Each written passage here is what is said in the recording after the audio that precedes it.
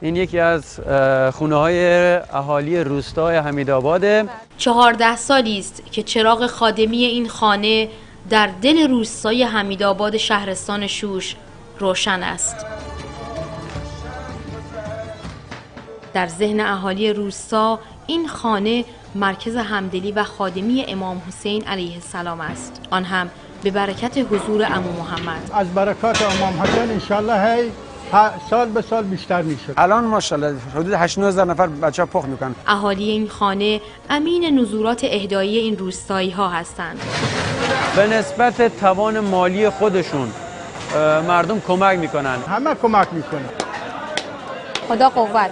انگار خستگی نداره کاران اصلا. همه تلاش های خادمان این خانه برای اطعام 10,000 زائر جامانده از اربعین است.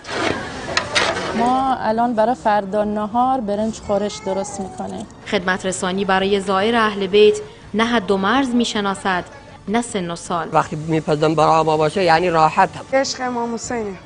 تا صبح بیداری؟ بله. ام علی و دیگر زنان این روستا در کنار مردانشان تلاش میکنند تا فردا موکب با شکوه تر رسم عاشقی را به جا آورد. خدمت الحسین، تخدم الحسین.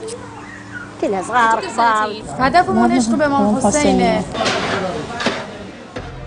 شب مهتابی اربعین جای خودش را به آفتاب 40مین روز می‌دهد.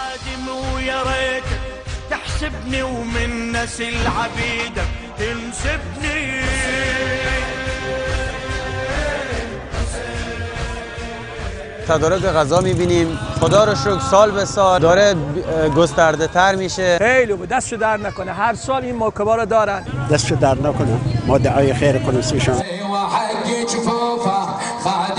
کربلایی که در خوزستان قدمتی بیش از 1 قرن دارد و هر سال اربعین حسینی همه را در حرم دانیال نبی جمع کند. ما را هنری نیست به جز نوکری تو، تا بوده همین بوده و تا هست همین هست. یک سلام از راه دور و یک جواب از سوی تو، تمام دلخوشی این روزهای عاشقان توست. هدیه حمیدی، خبرگزاری صدا و سیما، روستای حمیدآباد از توابع شهر.